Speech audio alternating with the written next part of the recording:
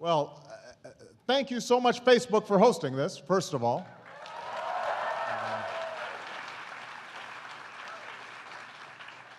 My name is Barack Obama, and I'm the guy who got Mark to wear a jacket and tie. Thank you. I'm very proud of that. Second time. I know. I will say, and I hate to tell stories on Mark, but the first time we had dinner together and he wore this jacket and tie, I'd say halfway through dinner, he's starting to sweat a little bit. It's really uncomfortable for him. So I helped him out of his jacket. And in fact, if you'd like, Mark, we can take our jackets off. Okay. No, that's good.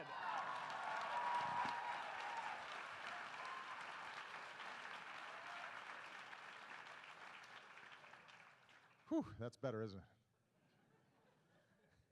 Yeah, but you're a lot better at this stuff than me. So, first of all, I just want to say thank you to all of you for taking the time, not only people who are here in the audience, but also folks all over the country and some around the world who are watching this town hall. The main reason we wanted to do this is, first of all, because more and more people, especially young people, are getting their information through different media. And obviously, what all of you have built together is helping to revolutionize how people get information, how they process information, how they're connecting with each other. And historically, part of what makes for a healthy democracy, what is a good politics, is when you've got citizens who are informed, who are engaged.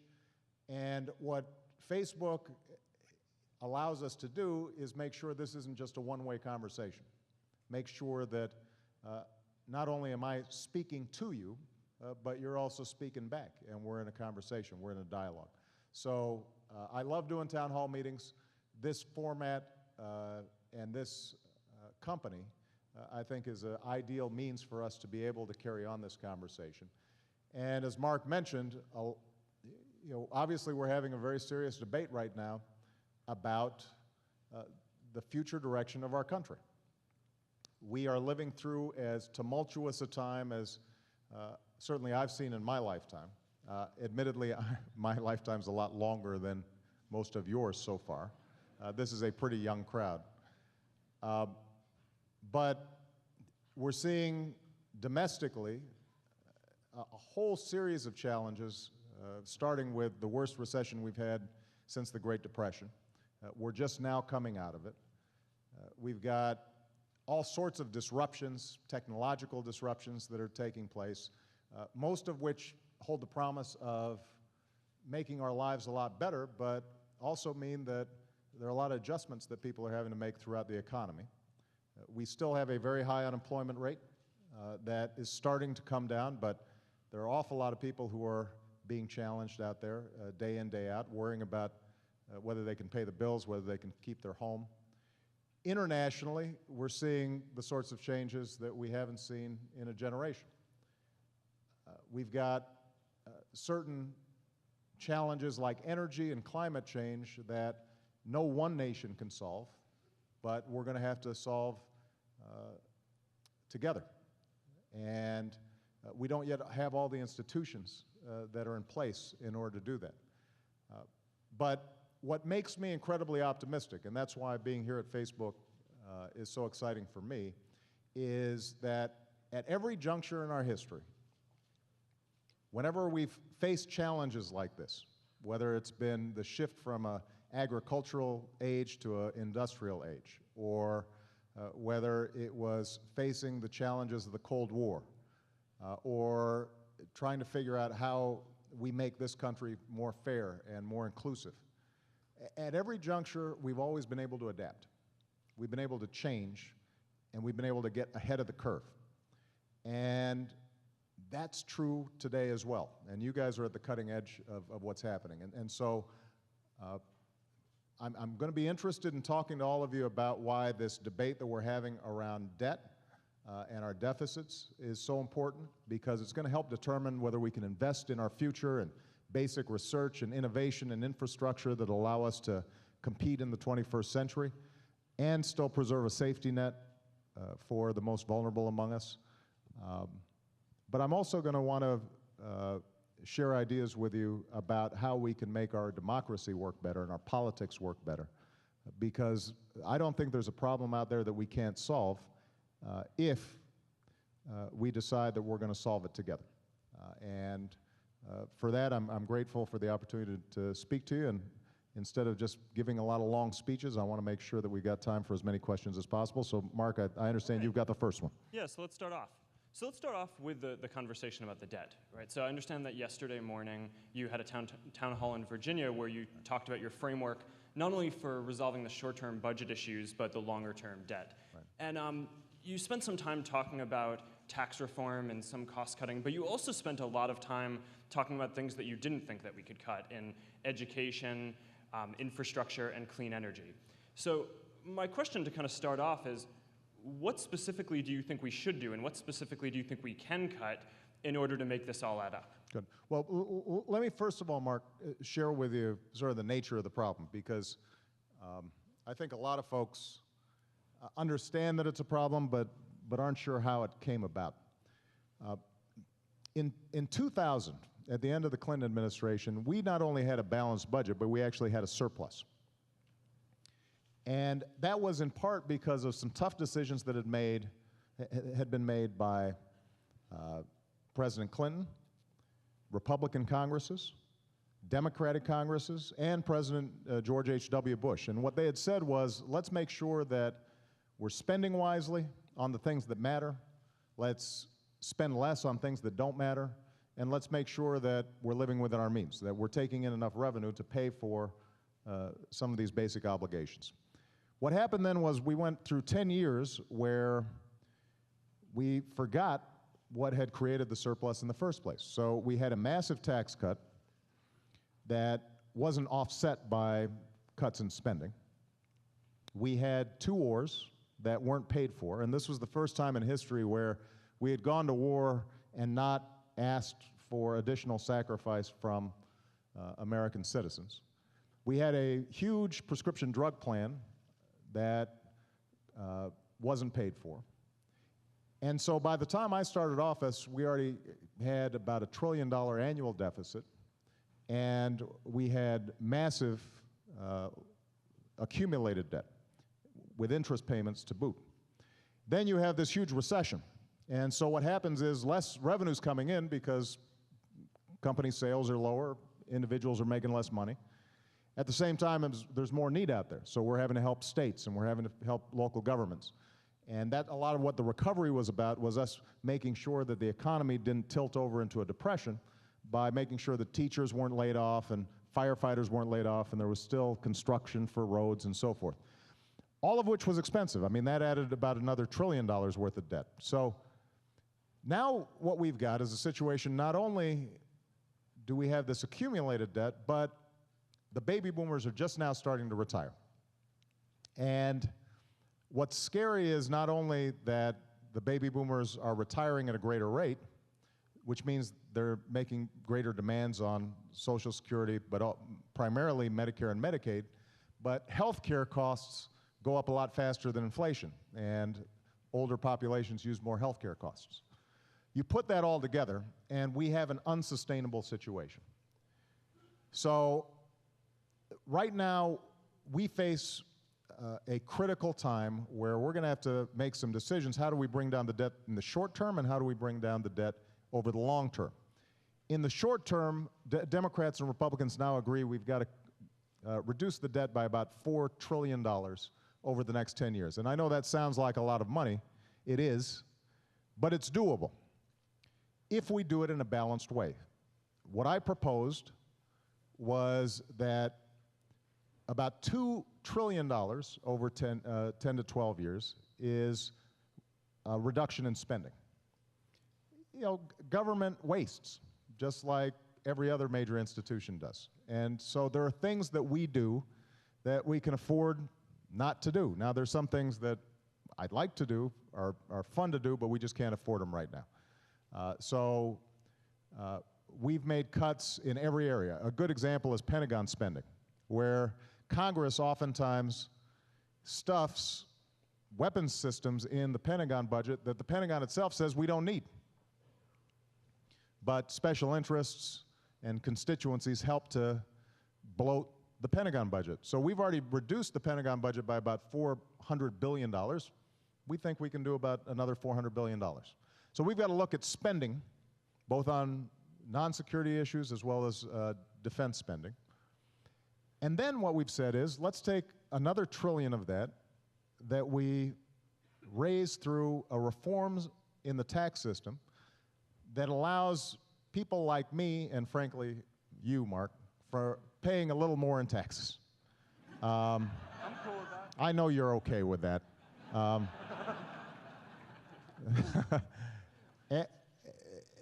Keep in mind, what we're talking about is going back to the rates that existed when Bill Clinton was president. Now, a lot of you were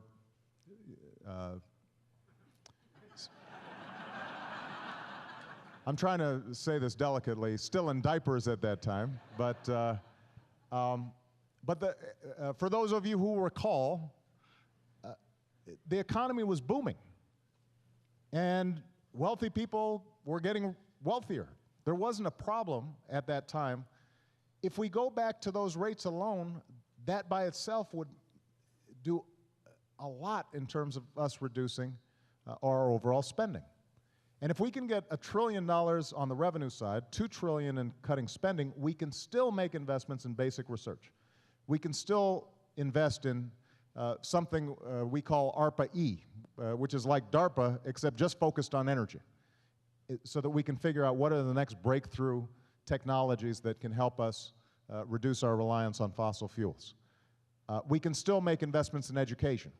So we've already expanded the Pell Grant program so that more young people can go to college. We're investing more in STEM education, math and science and technology education. We can still make those investments. We can still rebuild our roads and our bridges and invest in high-speed rail and invest in the next generation of broadband and wireless and make sure everybody has access to the internet. We can do all those things while still bringing down the deficit medium term. Now, there's one last component of this, and I know this is a long answer, but I want to make sure everybody had the basic foundations for it.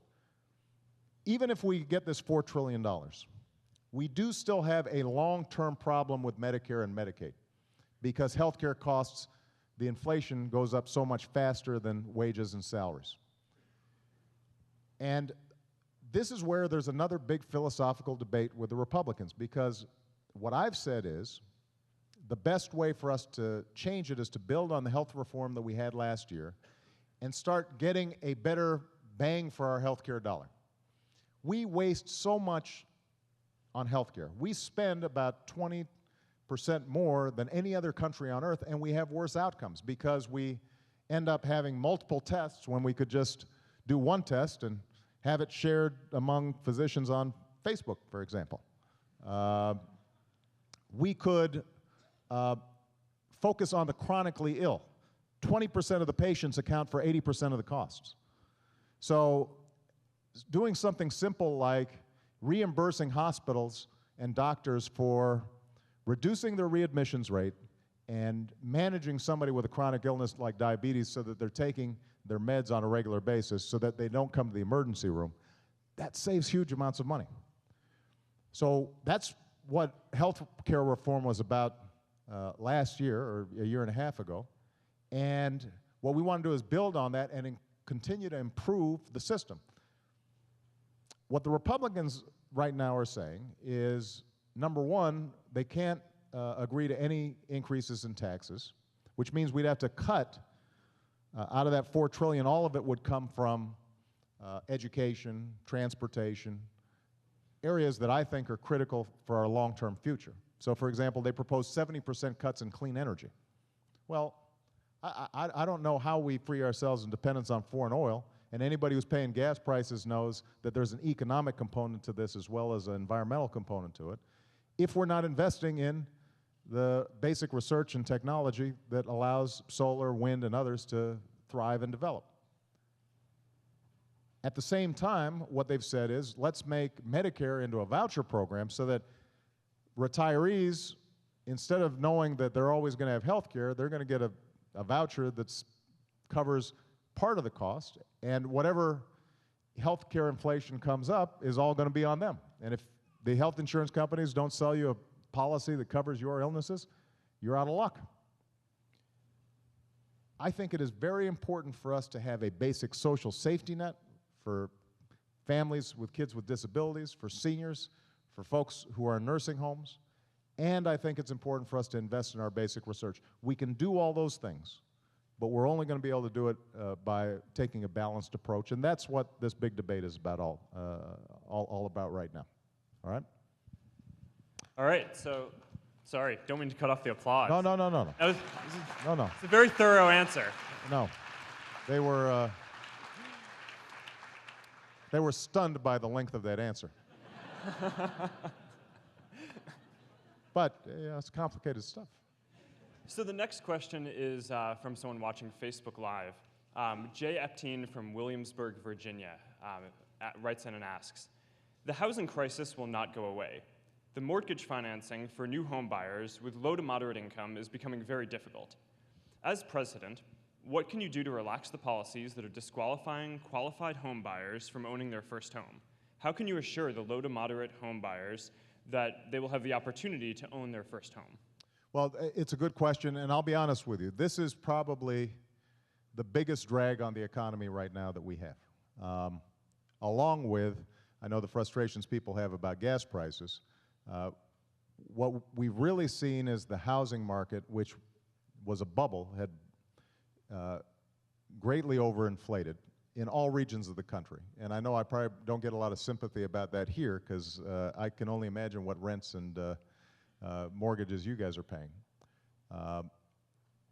It is a real drag in all sorts of ways. People, first of all, they feel poor, even if they still have a home or they've already purchased a home, because for a lot of folks, their mortgage is now what's called underwater. The mortgage is more than the home is worth. And so if you feel like your most important asset is now worth less than your debt, that's going to constrain how you spend. People who want to move have a great deal of trouble selling. And people who want to buy, as you pointed out, are seeing terms a lot more restrictive. So we've put in place a bunch of programs to try to see if we can speed along the process of reaching a new equilibrium. For example, what we did was we went to the mortgage lender and said, why don't you renegotiate with your mortgage, with the person with the mortgage, renegotiate the terms of their mortgage so that their principal's a little bit lower, they can afford the payments, and that way homes don't get foreclosed on, there are fewer homes on the market, and that will raise prices, and that'll be good for everybody. And we've seen some significant progress on that front. The challenge we still have, as your questioner properly points out, is that a lot of people who bought a first home when credit was easy now are finding that credit is tough. And we've got to strike a balance. Frankly, there's some folks who are probably better off renting. And what we don't want to do is return to a situation where people are putting no money down and they've got very easy payment terms at the front end, and then it turns out 5 years from now, because they've got adjustable rate mortgage, that they couldn't afford it and they lose their home. I think the regulators are trying to get that balance right. There are certain communities with high foreclosure rates where what we're trying to do is see if can we help state and local governments take over some of these homes and convert them and provide favorable terms to first-time home buyers. But frankly, I think we've got to understand that the days where it was really easy to buy a house without any money down is probably over. And what I'm really concerned about is making sure that the housing market overall recovers enough that it's not such a huge drag on the economy, because if it isn't, then people will have more confidence, they'll spend more, more people will get hired, and overall the economy will improve. But I recognize for a lot of folks who want to be first-time home buyers, it's still tough out there. It's getting better in certain areas, but in some places, particularly where there was a big housing bubble, it's not. So I think the next question is from a Facebook employee in the room today. So Lauren Hale has a question. Lauren, where are you from? Hi, over here. Hey, Lauren. Hi, Mr. President. Thank you so much for joining us today. I am originally from Detroit, Michigan, and now I'm out here working at Facebook. So my question for you kind of builds on some of the things you were just talking about. At the beginning of your term, you spent a lot of time talking about job creation and the road to economic recovery. And one of the ways to do that would be substantially increasing federal investments in various areas as a way to fill the void left from consumer spending. Since then, we've seen the conversation shift from that of job creation and economic recovery to that of spending cuts and the deficit. So we'd love to know your thoughts on how you're going to balance these two going forward, or even potentially shift the conversation back. Well, you're exactly right that when I first came into office, that our number one job was preventing us from getting into another Great Depression. And that was what the Recovery Act was all about. So we helped states make sure that they could minimize some of the layoffs and some of the difficult budget choices that they faced. We made sure that we had infrastructure spending all around the country. And in fact, we made the biggest investment in infrastructure since Dwight Eisenhower built the interstate highway system. We made the largest investment in history in clean energy research. And it's really paying off. For example, when I came into office, we had about 2% of the advanced battery manufacturing here in America. And as everybody here knows, what's really holding us back from my goal of 1 million electric vehicles on the road is that battery technology is still tough. It's clunky, it's heavy, it's expensive. And if we can make significant improvements in battery technology, then I think the opportunities for electric vehicles, alternative vehicles that are much cheaper, our opportunities are limitless. So those were all investments that we made in the first 2 years. Now, the economy is now growing. It's not growing quite as fast as we would like, because after a financial crisis, typically there's a bigger drag on the economy for a longer period of time. But it is growing, and over the last year and a half, we've seen almost 2 million jobs created in the private sector. Because this recession came at a time when we were already deeply in debt, and it made the debt worse, if we don't have a serious plan to tackle the debt and the deficit, that could actually end up being a bigger drag on the economy than anything else. If the markets start feeling that we're not serious about the problem, and if you start seeing investors feel uncertain about the future, then they could pull back right at the time when the economy is taking off. So you're right that it's tricky.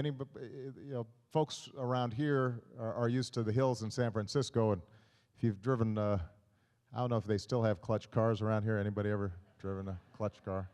You gotta sort of tap and, that's sort of what we've faced in terms of the economy, right? We've got to hit the accelerator, but we've got to also make sure that we don't gun it. We can't let the car slip backwards. And so what we're trying to do then is put together a debt and deficit plan that doesn't slash spending so drastically that we can't still make investments in education, that we can't still make investments in infrastructure, all of which would help the economy grow. In December, we passed a targeted tax cut for business investment as well as the payroll tax that has a stimulus effect that helps to grow the economy. We can do those things and still grow the economy while having a plan in place to reduce the deficit first by 2015 and then over the long term. So I think we can do both. but it does require the balanced approach that I was talking about. If all we're doing is spending cuts, and we're not discriminating about it, if we're using a machete instead of a scalpel, and we're cutting out things that create jobs, then the deficit could actually get worse because we could slip back into another recession. And obviously for folks in Detroit, where you're from, they know that our investments can make a difference because we essentially saved the U.S. auto industry. We now have 3 auto companies here in America that are all turning a profit. GM just announced that it's hiring back all of the workers that it was planning to lay off. And we did so, by the way, at the same time as we were able to increase fuel efficiency standards on cars for the first time in 30 years. So it can be done, but it takes a balanced approach.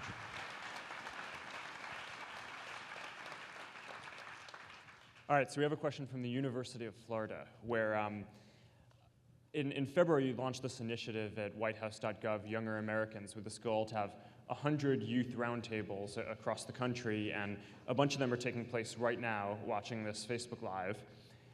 So Cesar Fernandez and Elisa Rectanas are participating in one of those roundtables, and they wanted to ask you this.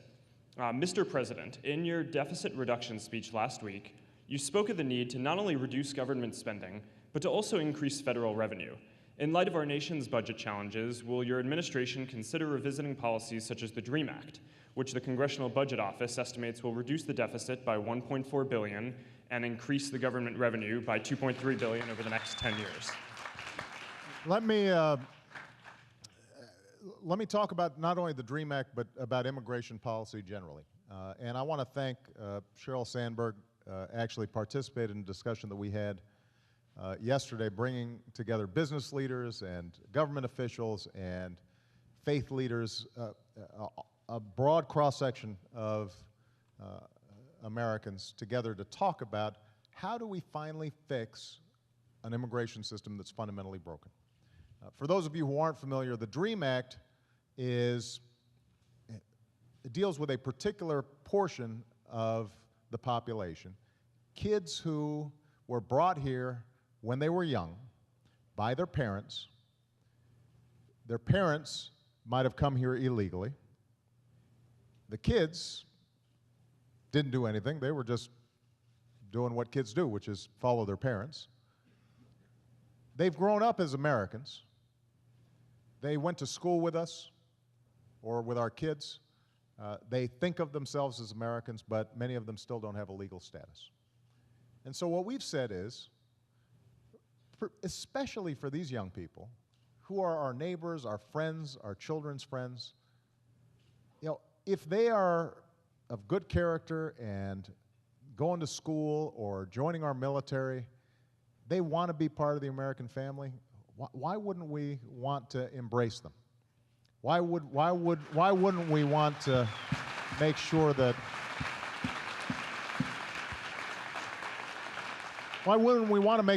they're contributing to our future? So that's the DREAM Act, but that's just a small part of a broader challenge that we have. Immigration in this country has always been complicated. The truth of the matter is that we are both a nation of immigrants and a nation of laws. Sometimes the laws haven't been fair. Sometimes the laws have been restrictive to certain ethnic groups. There have been quotas. Sometimes our immigration policies have been arbitrary and have been determined by whether industry at a particular time was willing to bring in workers on the cheap. But what's undeniable is America is a nation of immigrants. That's our history, and that's what makes us stronger, because we've got ambitious people from all around the world who come here because they've got a new idea, and they want to create the next big thing, or they just want a better future for their kids and their family. And that dynamism is part of what's propelled our progress and kept us young. Now, I think most Americans understand that, and most Americans agree with that. At the same time, I think most Americans feel there should be an orderly process to do it. People shouldn't just be coming here and cutting in front of the line, essentially, and staying without having gone through the proper channels. So what we've said is, let's fix the whole system. First of all, let's make the legal immigration system more fair than it is and more efficient than it is. And that includes, by the way, something I know that is of great concern here in Silicon Valley.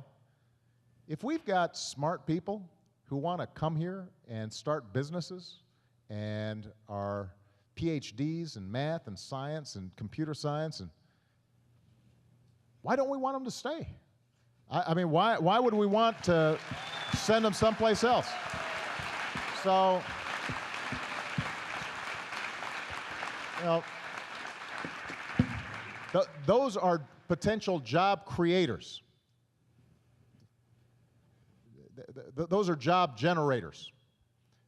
You know, I think about somebody like an Andy Grove of Intel. You know, we want more Andy Groves here in the United States. We don't want them starting companies. We don't want them starting Intel in China or starting it in France. We want them starting it here. So there's a lot that we can do for making sure that high-skilled immigrants who come here, study, we've paid for their college degrees, we've given them scholarships, we've given them this training. Let's make sure that if they want to reinvest and make their future here in America, that they can. So that's point number one. But point number two is you also have a lot of unskilled workers who are now here who are living in the shadows. They're contributing to our economy in all sorts of ways. They're working in the agricultural sector. They are in restaurants, and they're in communities all across the country looking after children and helping to build America.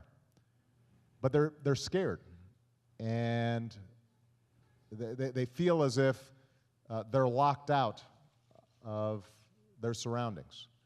And what I've said is, they did break the law, they came here, they have to take responsibility for that. They should pay a fine, they should learn English, they should go to the back of the line so that they don't automatically get citizenship. But there should be a pathway for them to get legalized in our society so they don't fear for themselves or their families, so that families aren't separated.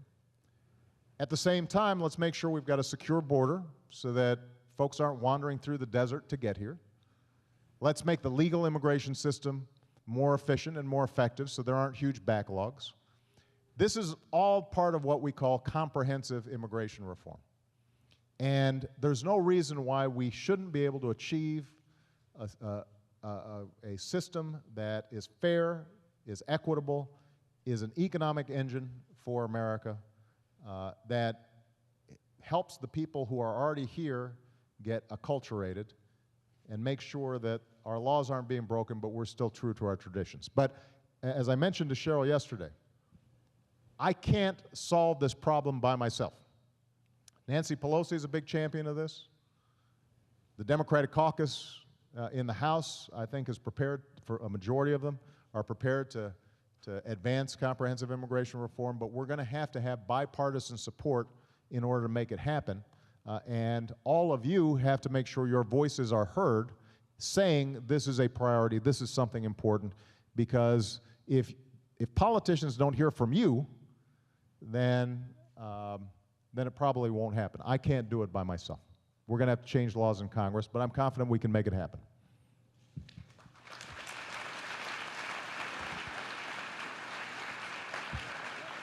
Got it. All right, so the next one is from a Facebook employee, Leor Abraham. Leor, where are you from? Hey, Leo. Hi. Hey. Hey. I'm from originally from San Jose, California. My question is, the 2012 budget plan proposed by Paul Ryan has been praised by many in the media as bold or brave. Do you see this as a time that calls for boldness? And do you think that the plan you outlined last week demonstrates sufficient boldness, or is this just a media creation? You know, it's a great question. Look, here's what I'd say. The the Republican budget that was put forward, I would say, is fairly radical. I wouldn't call it particularly courageous. I do think Mr. Ryan is sincere. I think he's a patriot. I think he wants to solve a real problem, which is our long-term deficit. But I think that what he and the other Republicans in the House of Representatives also want to do is change our social compact in a pretty fundamental way. Their basic view is that no matter how successful I am, no matter how much I've taken from this country, you know, I wasn't born wealthy. You know, I was raised by a single mom and my grandparents. I went to college on scholarships. There was a time when my mom was trying to get her PhD where, for a short time, she had to take food stamps. My grandparents relied on Medicare and Social Security to help supplement their income when they got old. So their notion is, despite the fact that I've benefited from all these investments, my grandfather benefited from the GI Bill after he fought in World War II, that somehow I now have no obligation to people who are less fortunate than me, and I have no real obligation to future generations to make investments so that they have a better future. So what his budget proposal does is not only hold income tax flat, he actually wants to further reduce taxes for the wealthy, further reduce taxes for corporations, not pay for those, and in order to make his numbers work, cut 70% out of our clean energy budget, cut 25% out of our education budget, cut transportation budgets by a third. I guess you could call that bold. I would call it short-sighted. And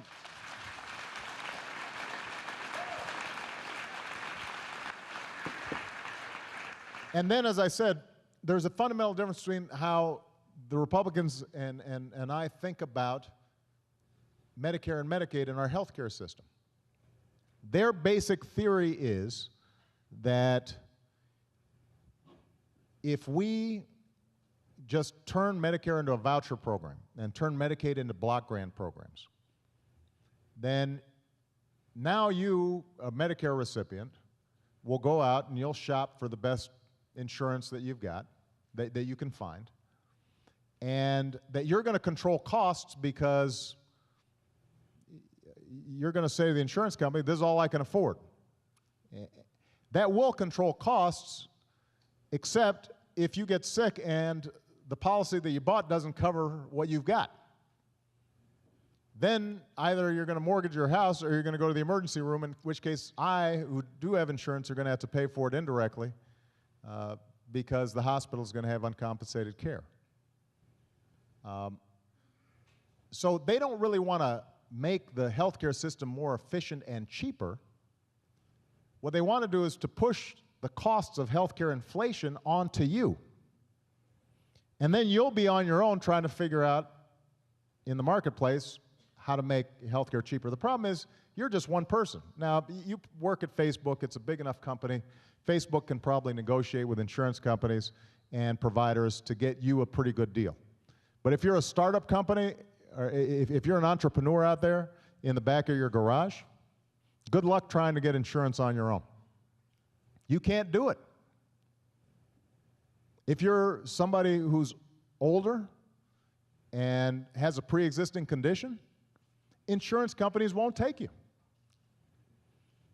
So what we've said is, let's make sure instead of just pushing the costs off onto people who individually are not going to have any negotiating power or ability to change how providers operate or how hospitals or doctors operate, how insurance companies operate, let's make sure that we have a system, both for Medicare but also for people who currently don't have health insurance, where they can be part of a big pool, they can negotiate for changes in how the healthcare system works so that it's more efficient.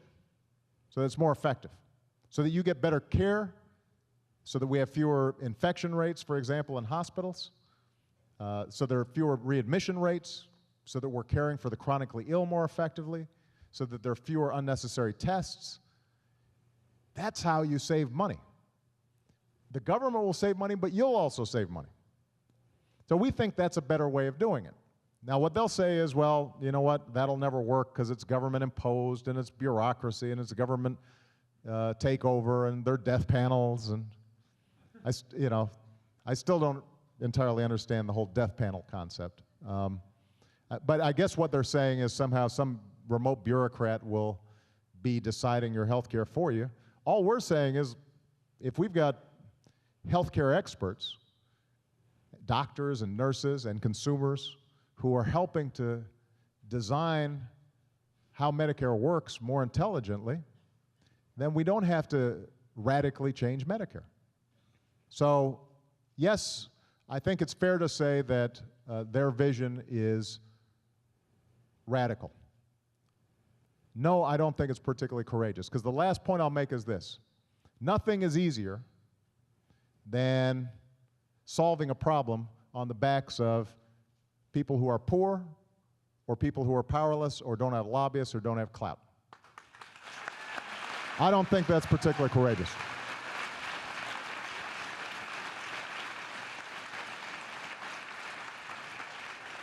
All right, the next one's from the web. We've got a question from Kwame Simmons from Orlando, Florida, and he asks, I strongly believe that education is the greatest equalizer. With so many problems plaguing our current system, is it possible to examine a complete overhaul of the systems that addresses the needs of modern students? And before you jump in, I just want to say, as someone who's spent a bunch of time researching education, who cares about this, I think that the race to the top stuff that you guys have done is one of the most underappreciated and most important things that your administration has done. So. I appreciate that. This is an area where actually I think you've seen the parties actually come together. And there's some good bipartisan work being done. It used to be that the argument around education always revolved around the left saying, we just need more money,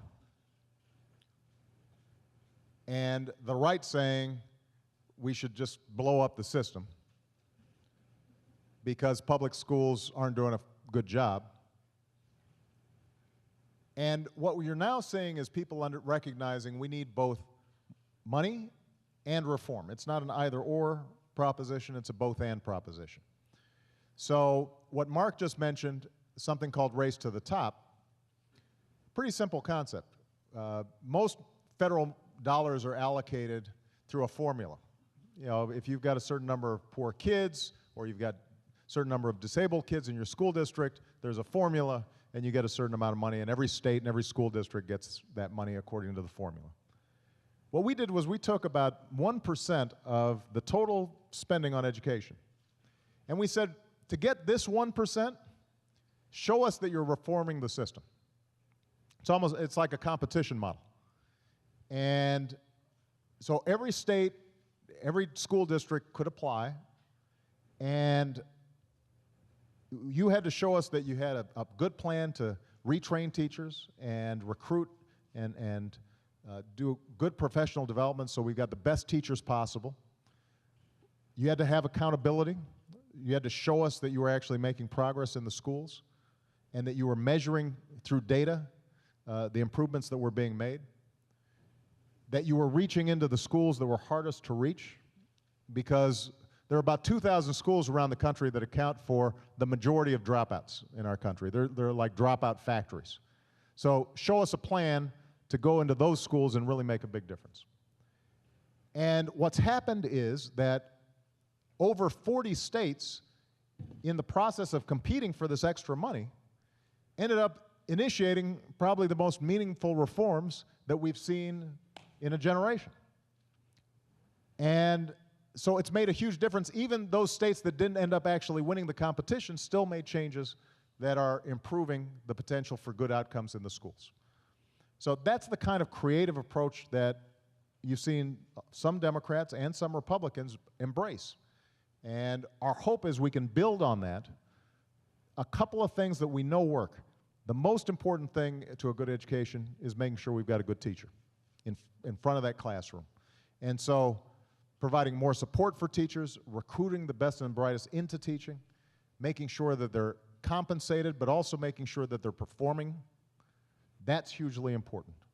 The other thing is good data, so that there's a constant feedback, not just a bunch of standardized tests that go into a drawer or that people may game in order not to get penalized. That's what happened under No Child Left Behind.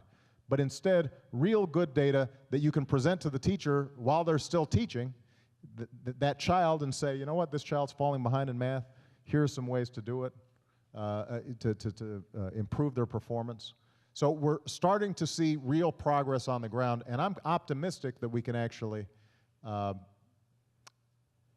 before the 2012 election, potentially have a federal education law that will embody some of the best information that we have about how to initiate good school reform. Now, last point I'll make on this. Government alone can't do it.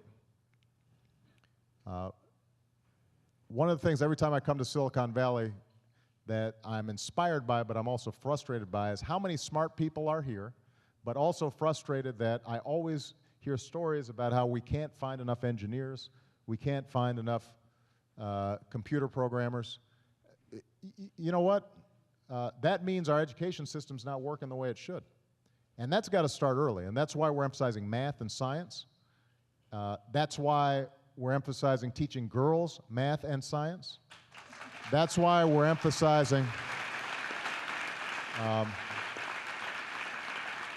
making sure that Black and Hispanic kids are getting math and science. You know, we've got to do such a better job when it comes to STEM education. And that's one of the reasons, by the way, that we had our first science fair at the White House in a very long time, just because we want to start making science cool. I want everybody to feel the same way that they did. I want people to feel the same way about, you know, the next big energy breakthrough or the next big internet breakthrough. I want people to feel the same way they felt about the moon launch. That's how we're going to stay competitive for the future. And that's why these investments in education are so important. But as I said, government alone can't do it. There's got to be a shift in American culture where, once again, we buckle down and we say, this stuff's important. And that's why, Mark, the work you're doing in Newark, for example, the work that folks like you know, the Gates Foundation are doing in philanthropic investments in best practices in education, especially around math and science training, are going to be so important. We've got to we've got to you know, lift our game up when it comes to technology and math and science. That's hopefully one of the most important legacies that I can have as President of the United States.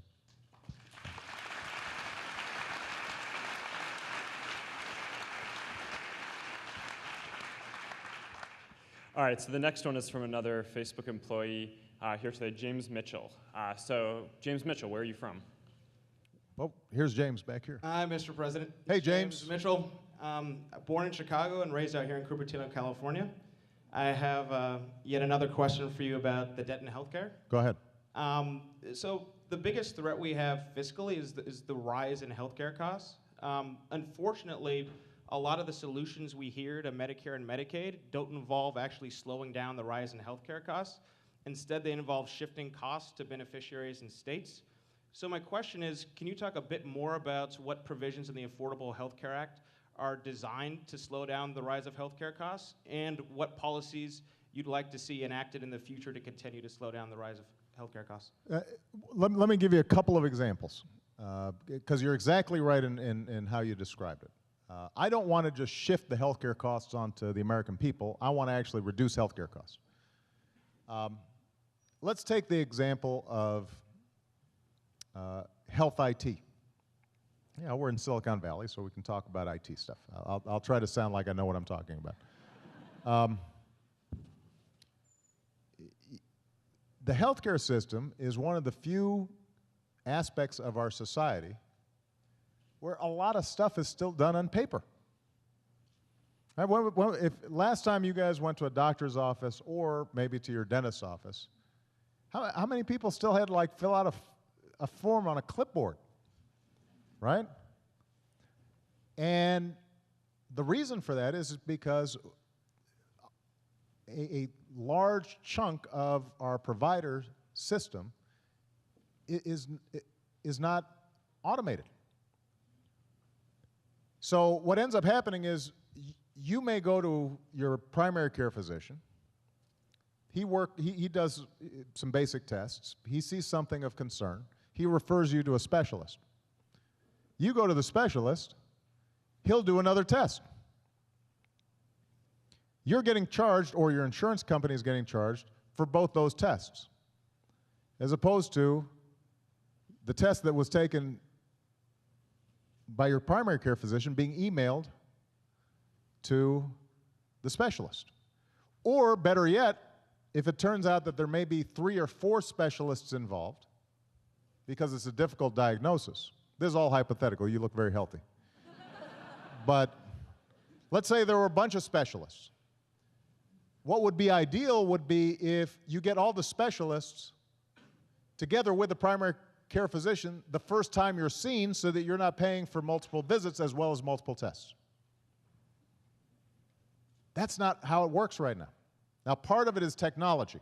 So what we did in the Affordable Care Act, building on what we did with the Recovery Act, is try to provide incentives to providers to start getting integrated, automated systems. And it's tough because the individual doctor may say to him or herself, I don't want to put the initial capital outlay that's expensive, even though it may make my system more efficient later on. So providing some incentives, some help for the front-end investments for a community hospital or for individual providers so that we can slowly get this system more effective. That's priority number 1. We know it can be done, by the way. Surprisingly enough, the healthcare system that does the best job on this of anybody is actually the Veterans Administration, the VA healthcare system, because it's a fully integrated system. You know, everybody's working for the VA, all the doctors, all the hospitals, all the providers. So they've been able to achieve huge cost savings just because everybody's on a single system. It's also, though, how we reimburse doctors and how we reimburse hospitals. So right now, what happens is when you've taken those 2 tests, if you're old enough to qualify for Medicare, well, each doctor sends their bill to Medicare, and Medicare pays both bills. And let's say that you end up getting an operation. They'll send the bill for that, and so Medicare pays that. Let's say they didn't do a very good job, or you got sick in the hospital, and you are readmitted, and you have to be treated again, and they have to do the operation all over again. Medicare then gets billed for the second operation. I mean, imagine if that's how it worked when you bought a car. So you go, you buy your car, a week later the car doesn't work, you go back to the dealer, and they charged you to fix the bad job that they did in the first place. Well, that's what Medicare does all the time. So we don't provide incentives for performance. We just provide, we just pay for the number of qualified items that were, procedures that were performed or tests that were performed by the provider. So what we want to do is to start changing how folks are reimbursed. Let's take a hospital. We want to give, this is sort of like race to the top, what Mark was talking about in education. We want to be able to say to a hospital, if you do a really good job reducing infection rates in hospital, which kill tens of thousands of people across America every year and are a huge cause for readmission rates, and we know that hospitals can drastically reduce those reinfection rates just by simple protocols of how employees are washing their hands and how they're moving from room to room and so forth. There are hospitals who've done it. If we can say to a hospital, you'll get a bonus for that. Medicare will reimburse you for instituting these simple procedures. That saves the whole system money. And that's what we've tried to do in the Affordable Care Act, is to start institutionalizing these new systems. But it takes time because we've got a private sector system. It's not like the VA. It's a bunch of individual doctors, individual hospitals, spread out all across the country with private insurers. So it's not something that we can do overnight. Our hope is that over the next 5 years, we're able to see significant savings through these mechanisms. And that will save everybody, not just people who are in Medicare and Medicaid. It'll save everybody money, including folks here at Facebook, because I'm sure that you guys provide health insurance, and I suspect if you look at your health insurance bills, they don't make you happy. Okay? So we have time for only one more question. All right. So a question from Terry Atwater from Houston, Texas. If you had to do anything differently during your first 4 years, what would it be? Well, it's only been 2.5, so I'm sure I'll make more mistakes in the next year and a half. The jury Only will reading still the be out. questions.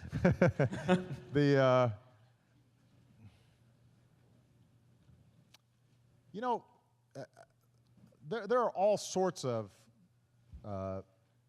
day-to-day issues where I say to myself, I didn't say that right, or I didn't explain this clearly enough, or maybe if I had sequenced this plan first as opposed to that one, maybe it would have gotten done quicker. Healthcare obviously was a huge battle. And if it hadn't been for Nancy Pelosi and her leadership in the House and the great work that Anna Eshoo and Mike Honda and others did, we wouldn't have gotten it done if it hadn't been for great work in Congress. But I do think that it was so complicated that at a certain point people just started saying, this is typical Washington bickering. I've asked myself sometimes, is there a way that we could have gotten it done more quickly and in a way that the American people wouldn't have been so frustrated by? I'm not sure I could have, because there's a reason why it hadn't gotten done in 100 years. It's hard to fix a system as big as healthcare and as complicated as our healthcare system. I can tell you that I think the best way to answer the question is, what do I feel I still have to get done? Where I still feel a huge sense of urgency. I've talked about a couple of things. Getting our deficits and debt under control in a balanced way, I feel needs to happen while I'm president. I don't want to leave it to the next president. Immigration, something I mentioned. We have not gotten done. It's something I care deeply about. It's the right thing for the country. I want to get that done while I'm president. Energy. We haven't talked a lot about energy today, but first of all, $4 a gallon gas really hurts a lot of people around this country. It's not because they're wasteful, but if you're driving 50 miles to work and that's the only job you can find, and you can't afford some hybrid, so you're stuck with the old beater that you're driving around that gets 8 miles a gallon, these gas prices are killing you right now. And so this is the reason why I've said that it is so important for us to invest in new approaches to energy. We've got to have a long-term plan. It means investing in things like solar and wind, investing in biofuels, investing in clean car technology. It means converting the federal fleet 100% to fuel-efficient vehicles. because we're a huge market maker. Obviously, it turns out that I've got a lot of cars as president. And if we're out there purchasing electric cars and hybrids, and that can help boost demand and drive down prices. Continuing to increase fuel efficiency standards on cars, increasing oil production, but in an intelligent way. I mean, those are all hugely important. And by the way, we can pay for it. Let me say this. The Treasury loses $4 billion a year on subsidies to oil companies. Now think about this. The top 5 oil companies have made somewhere between $75 billion and $125 billion every year for the last 5 years. Nobody's doing better than Exxon. Nobody's doing better than Shell or these other companies. They are doing great. They are making money hand over fist. Well, maybe Facebook's doing a little better, but you get the idea. They're doing really well.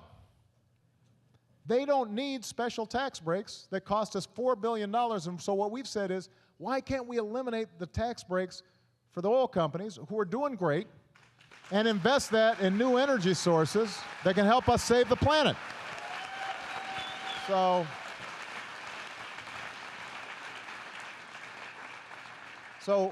when it comes to energy, when it comes to immigration, when it comes to getting our deficit under control in a balanced and smart way,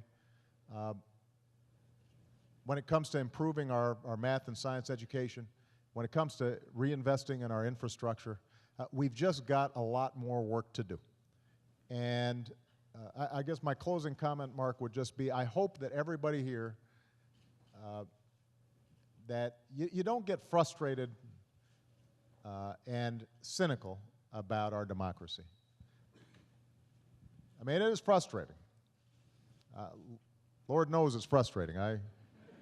And I know that some of you who might have been involved in the campaign or been energized back in 2008, you're frustrated that, gosh, it didn't get done fast enough, and it seems like everybody's bickering all the time. Just remember that we've been through tougher times before. We've always come out ascendant. We've always come out on top. Because we've still got the best universities in the world. We've still got the most productive workers in the world. This is still the most dynamic entrepreneurial culture in the world. If we come together, we can solve all these problems. But I can't do it by myself. The only way it happens is if all of you still get involved, still get engaged. It hasn't been that long since Election Day. And we've gone through some very, very tough times, and we've still gotten a lot done. We've still been able to get this economy recovering. We've still been able to get health care passed. We've still been able to invest in clean energy. We've still been able to make sure that we overturned Don't Ask, Don't Tell. We still made sure that we got 2 women on the Supreme Court. We've made progress.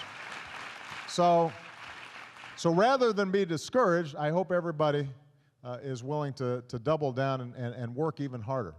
Regardless of your political affiliation, you've got to be involved, especially the young people here, your generation. If you don't give us a shove, if you don't give the system a push, it's just not going to change. And you're going to be the ones who end up suffering the consequences. But if you are behind it, if you put the same energy and imagination that you put into Facebook, into the political process, I guarantee you there's nothing we can't solve. All right? Thank you, Mark.